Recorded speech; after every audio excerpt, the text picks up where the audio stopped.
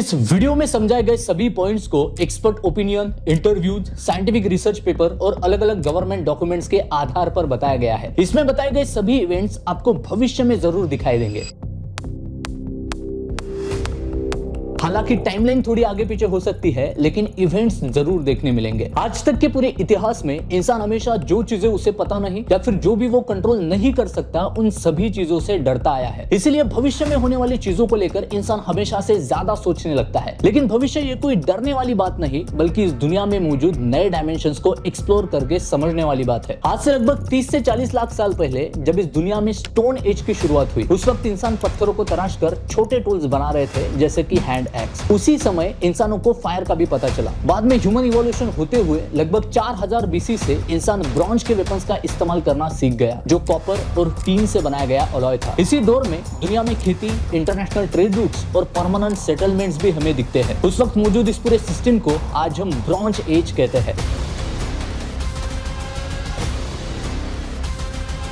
Evolution होते हुए हमने ब्रॉन्ज से भी पावरफुल मेटल लोहे की खोज की, जिसकी वजह से दुनिया में मास एग्रीकल्चर और पावरफुल आर्मीज खड़ी रहने लगी। इस नए एज को आयरन एज का नाम दिया गया और अभी आज के वक्त इस दुनिया में एक नए एज की शुरुआत होने जा रही है, जिसे हम एआई एज कह सकते हैं।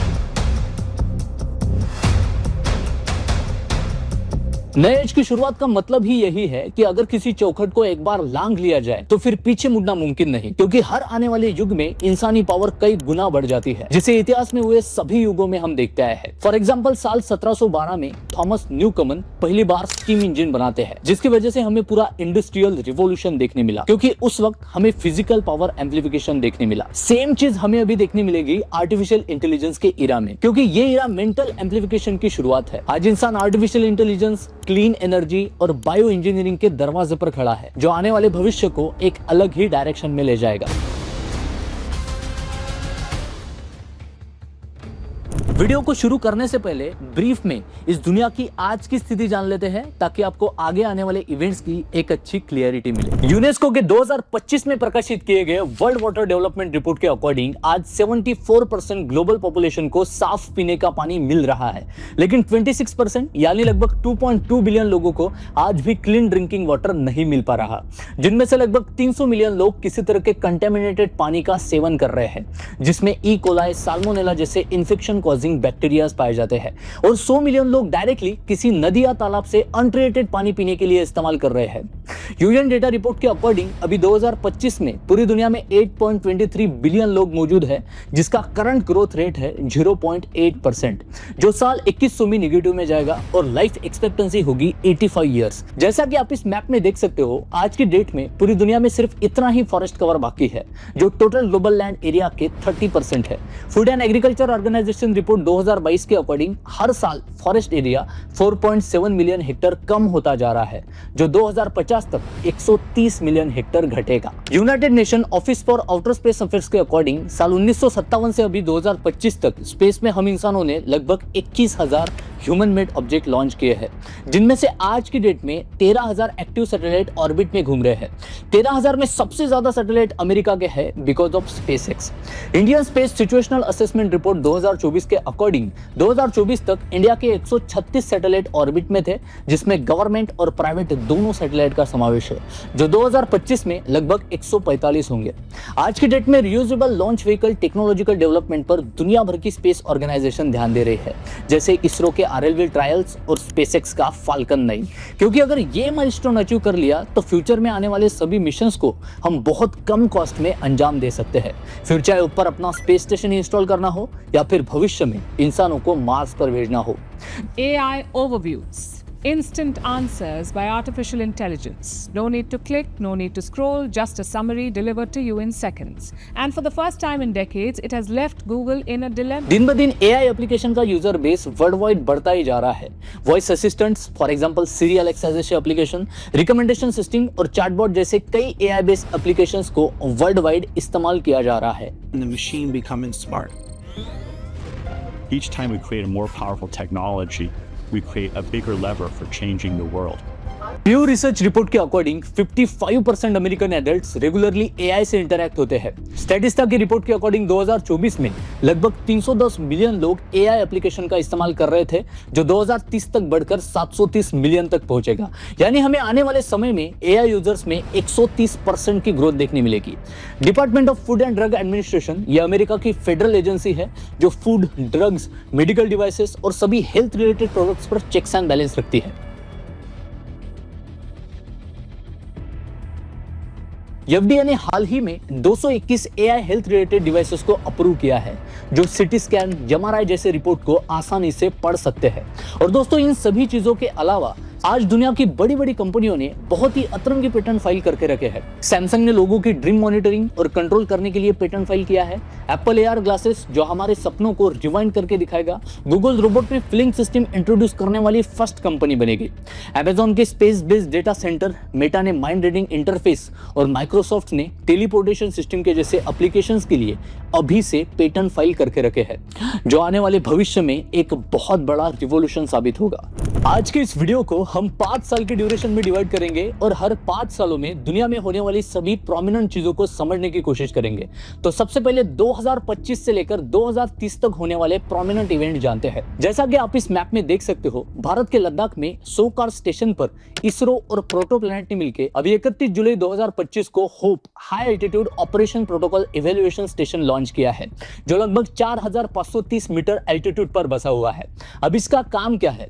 उस एरिया में कम oxygen, strong UV rays, negative temperature और सलाइन परमाफ्रॉस्ट मार्स की तरह ही एक बहुत ही एक्सट्रीम कंडीशन तैयार करते हैं। भारत के भविष्य में होने वाले जितने भी स्पेस फ्लाइट प्रोग्राम होंगे, जैसे कि 2027 में लॉन्च किया जाने वाला गगनयान मिशन हो या फिर 2040 का इंडियन मार्स मिशन हो, उन सभी स्पेस मिशन में जाने वाले एस्ट्रोनॉट्स को इसी सेंटर पर ट्रेन किया जाएगा।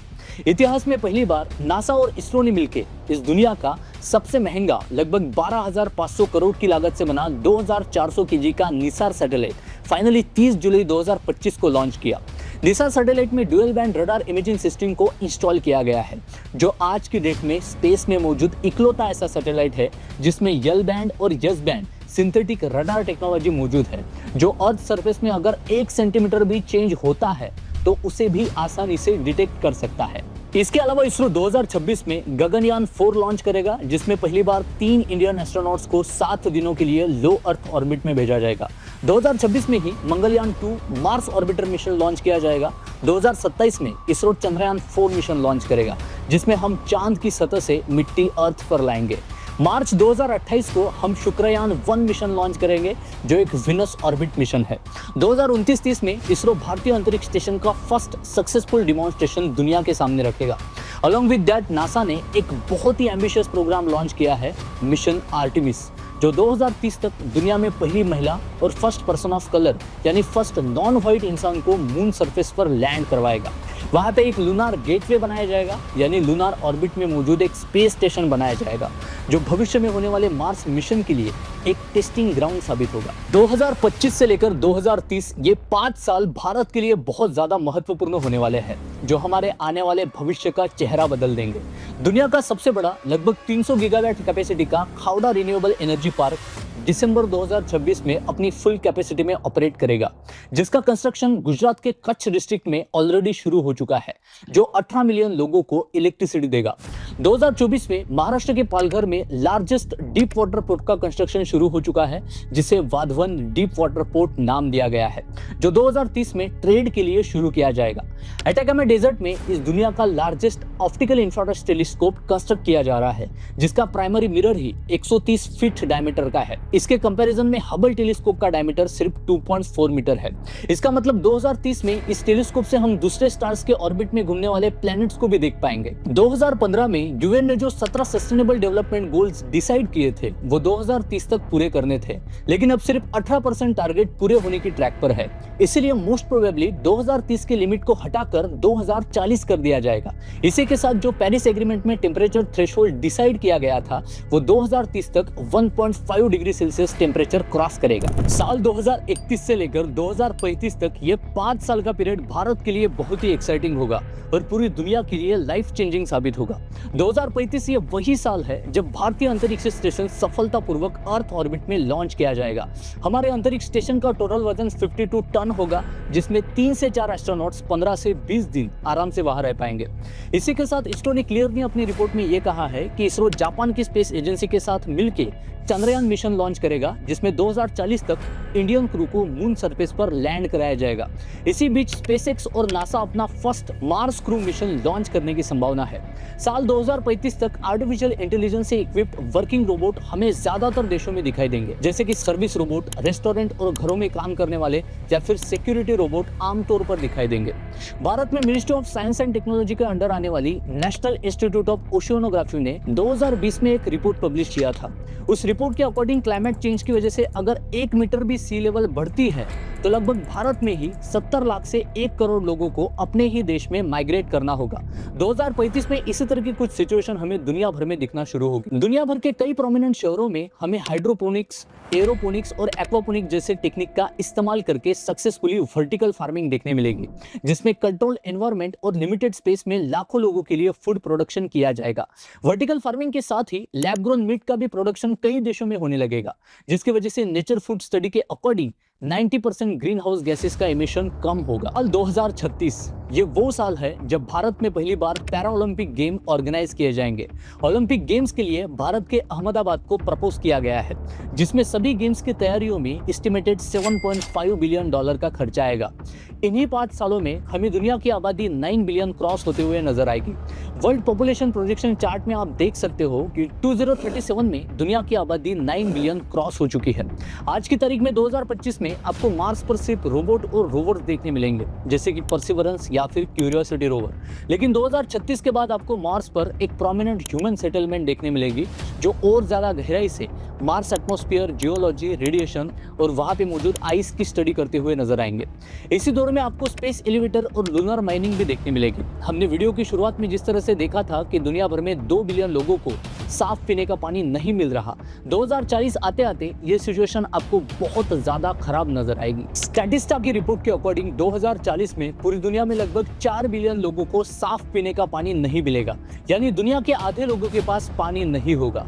आज बिस्लरी की बोतल जो 20 रुपए की मिल रही है, वो शायद 2040 में 250 से 300 रुपए की मिलेगी। आज से ही जितना हो सके उतना पानी बचाने की कोशिश करो, क्योंकि आने वाले सिर्फ 15 सालों में ही शायद आपके पास पीने का पानी ना हो।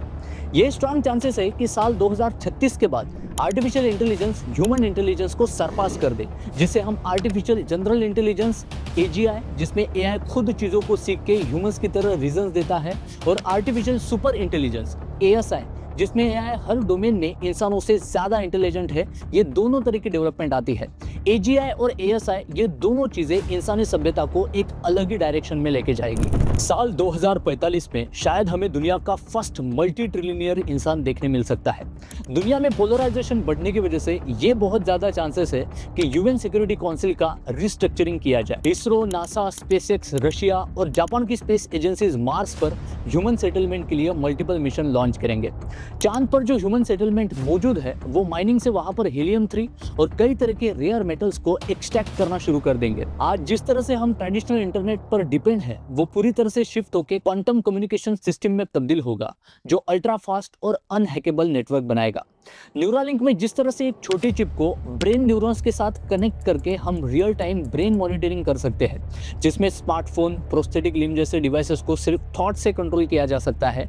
ये ह्यूमैनिटी के लिए एक बहुत बड़ा अपडेट है, जो 2045 में कॉमनली ब्रेन में इंस्टॉल किया जाएगा, जिसे लोग भविष्य में मेमोरी एनहांसमेंट या फिर कॉग्निटिव अपग्रेड के लिए इस्तेमाल करेंगे। 2040 के बाद दुनिया के ज्यादातर ऑयल रिजर्व्स खत्म होना शुरू होंगे। Venezuela, Saudi Arabia, Canada, Iran, Iraq, Russia और UAE सिर्फ इन्हीं देशों के पास ऑयल रिजर्व्स मौजूद है, जो आने वाले सिर्फ 40 से 45 सालों में खत्म होंगे। दुनिया भर के भारत सहित 35 देश मिलकर फ्रांस में international thermonuclear experimental reactor construct करने वाले हैं।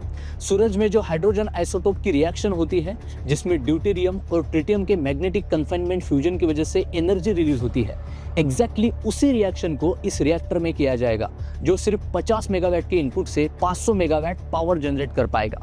2045 ये वो साल है जब क्लाइमेट चेंज की वजह से समुद्री जल का स्तर 0.5 से 1 मीटर तक बढ़ जाएगा। नासा और आईपीसीसी के डेटा के अकॉर्डिंग आर्कटिक ओशियन का ज्यादातर बर्फ पिघल जाएगा, जिसे उन्होंने वर्चुअली फ्री आइस का नाम दिया है, क्योंकि global atmospheric temperature 2 degree Celsius cross करेगा।